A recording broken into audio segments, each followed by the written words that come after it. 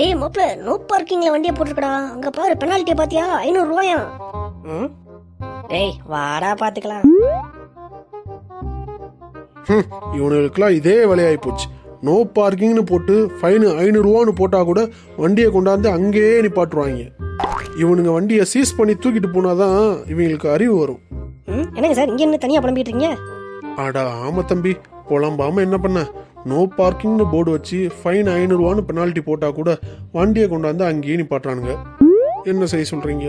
ஓ அவ்வளவுதானா? இதை என்கிட்ட விடுங்க சார். இப்ப பாருங்க, இந்த பிரச்சனையை நான் சால்வ் பண்றேன். இனிமே பாருங்க சார், ஒரு பையன் நிப்பாட்ட மாட்டான். அத்தாடி, வண்டி இங்க நிப்பாட்டினா 500 ரூபாயா?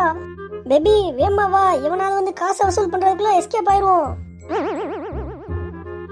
பேபி இந்த வீக்கெண்ட் செம்மையா இருந்துச்சுல? ஆத்தாடி, இங்க நிப்பாட்டினா பெனால்ட்டி 500 ரூபாயா? நம்ம பாக்கெட்ல இருக்கிறதே அவ்வளவுதான். பேபி வா, எவனாவது வந்து பில்ல போறதுக்குள்ள நம்ம கிளம்புவோம். மாப்ள மச்சான், நடந்தே அப்படியே ரெசார்ட் வந்துரு. அட பாவி, ஃபிகர் வந்தது கழட்டி விட்டு போறியடா. இருடா வரேன்டா. என்னடா அது ஆச்சரியமா இருக்கு, ஒரு வண்டியை கூட காணோம். எப்படி தம்பி?